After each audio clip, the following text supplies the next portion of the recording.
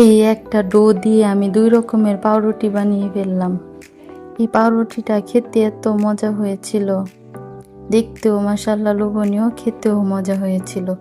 আমি মোরব্বা দিয়ে কয়েলের মতো পেঁচিয়ে এই পাউরুটিটা বানিয়েছিলাম। দেখতে কয়েলের মতো, তাই আমি নাম দিয়েছি কয়েল পাউরুটি। আসসালামু আলাইকুম এভরিওয়ান, সবাই কেমন আছেন? আশা করি ভালো আছেন। আলহামদুলিল্লাহ, আমরাও ভালো আছি। প্রতিদিনের মতো আবারও চলে আসলাম নতুন একটা রেসিপি নিয়ে।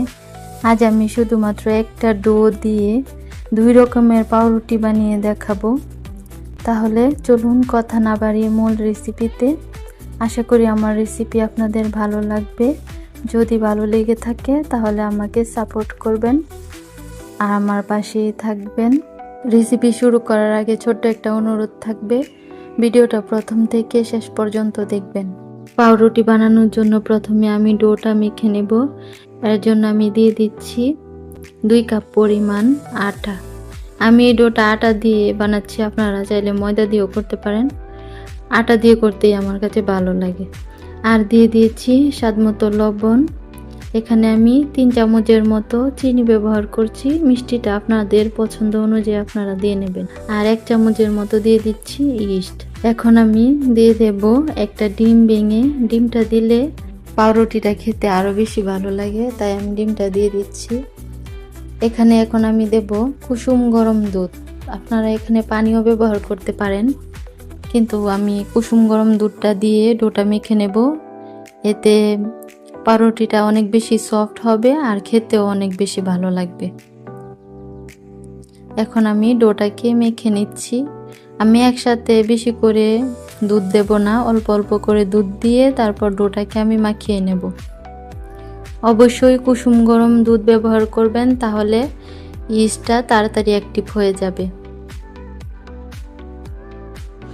দেখুন আমার ডোটা প্রায় মাখানো হয়ে গেছে। এখন আমি দিয়ে দিচ্ছি অল্প একটু তেল। তেলটা দিলে আর হাতের মধ্যে ডোটা লেগে আসবে না। এখানে আপনারা ঘিও দিতে পারেন, ঘি দিলে আরো বেশি ভালো লাগে ফ্লেভারটা। আমি তেল দিয়েই বানাচ্ছি। দেখুন আমার ডোটা মাখানো হয়ে গেছে। এখন আমি ডোটাকে রেস্টে রেখে দেব 1 ঘন্টার জন্য। একটা ঢাকা দিয়ে আমি গরম জায়গায় রেখে দেব। আর উপরটা যাতে করে ড্রাই না হয়ে যায়, এর জন্য আমি একটু তেল মাখিয়ে দিচ্ছি। এখন ঢাকা দিয়ে রেস্টে রেখে দিচ্ছি 1 ঘন্টার জন্য। ফিরে আসছি 1 ঘন্টা পর।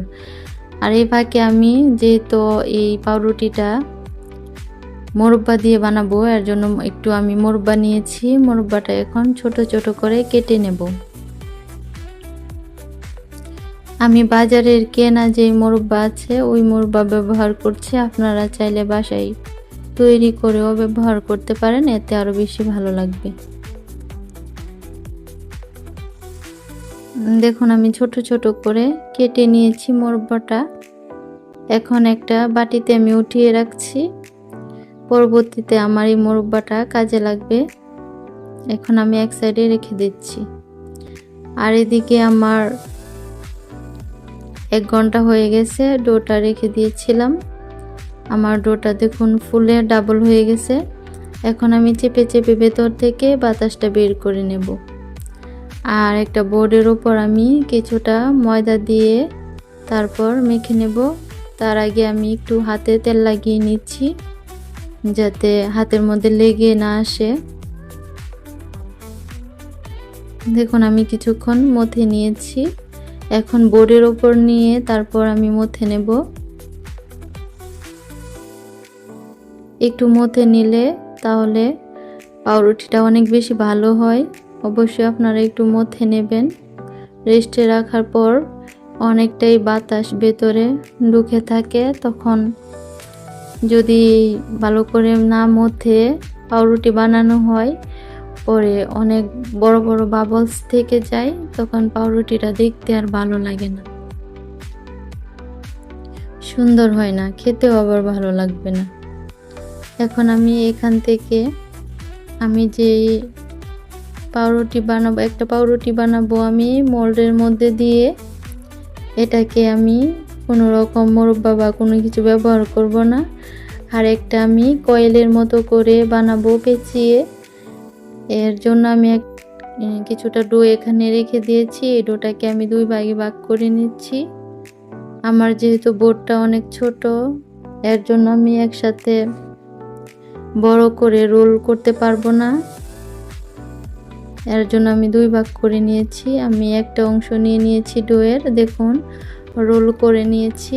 এটাকে এখন আমি একটা থালাতে একবারে কয়েলের মতো করে পেঁচিয়ে রেখে দেব।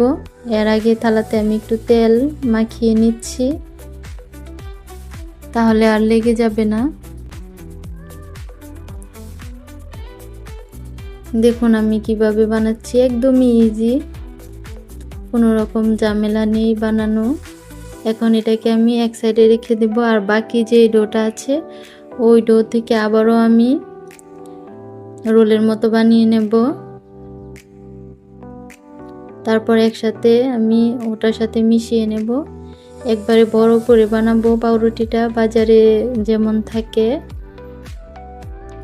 এরকম করে বড় করে বানাবো। এর জন্য আমি বেশি করে ডো নিয়েছি। দেখুন আবারও আমি একটা রোল করে নিয়েছি, এখন ওটার সাথে লাগিয়ে দেব, তাহলেই হয়ে যাবে। দেখুন আমি কিভাবে করছি কাজটা, একদমই সহজ। এখন আমি এটাকে আবারও রেস্টে রেখে দেব 20 মিনিটের জন্য। 20 মিনিট পর আমি মোরব্বা দেব আর ডিমের কুসুম ব্রাশ করে নেব। আর বাকি যে পাউরুটিটা আমি বানাবো মোল্ডের মধ্যে, এর জন্য আমি একটা মোল্ডে কাগজ বিছিয়ে দিয়েছি আর এখন তেল ব্রাশ করে নিচ্ছি। আপনাদের কাছে যদি বাটার পেপার থাকে তাহলে দিতে পারেন। দেখুন আবারও আমি মোল্ডের মধ্যে কিছুটা আটা ছিটিয়ে দিয়েছি আর ওই ডোটাকেও আমি একটু মেখে নিচ্ছি। এখন আমি বড় সাইজের একটা রুটি বেলে নেব।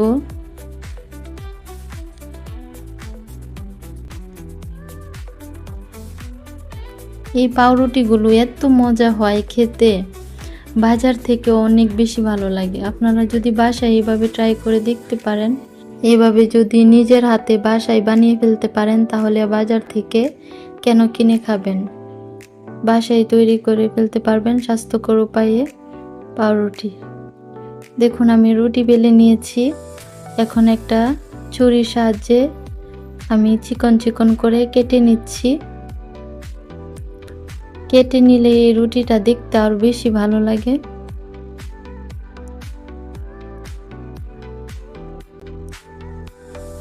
দেখুন আমি সুন্দর করে কেটে নিয়েছি। এখন যে সাইডটা আমার পাকা আছে আমি কাটিনি, ওই সাইড থেকে রোল করে নেব।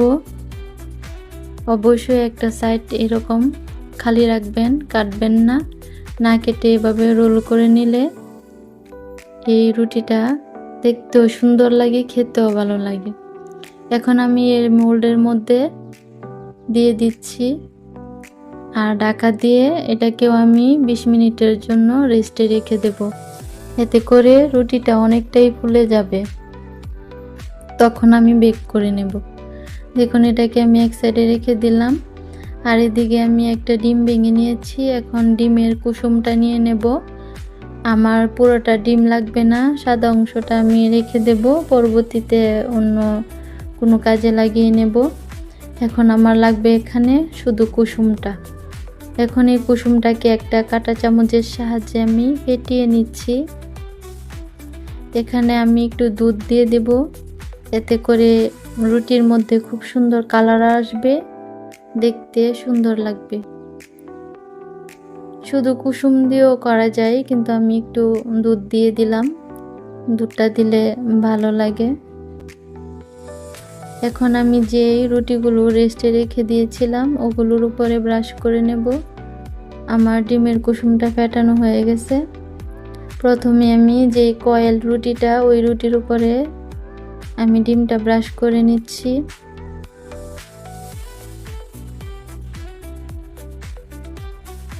পুরোটা রুটির উপরে আমি ব্রাশ করে নিয়েছি। এখন আমি যে মুরব্বাটা কেটে রেখেছিলাম ওই মুরব্বাটা দিয়ে দেব উপরে। দেখুন আমি মুরব্বাটা কিভাবে বসিয়ে দিচ্ছি। এই মুরব্বাটা দেওয়ার ফলে এই রুটিটা খেতে আরো বেশি মজা হয়। আপনারা একবার হলেও বাসায় ট্রাই করে দেখবেন, আশা করি আপনাদেরও ভালো লাগবে। আমাদের বাসার ছোট থেকে বড় সবাই পছন্দ করেছে এই রুটিটা।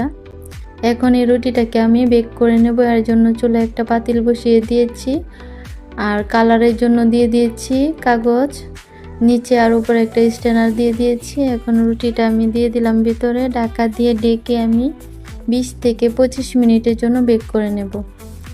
দেখুন 20 মিনিট পর ফিরে আসলাম। 20 মিনিটে আমার রুটিটা পারফেক্ট হয়ে গেছে, অনেক সুন্দরভাবে হয়েছে। এখন আমি নামিয়ে নিচ্ছি।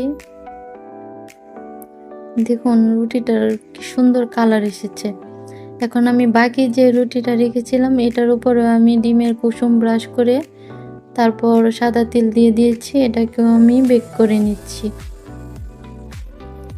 ফিরে আসছি 20 মিনিট পর।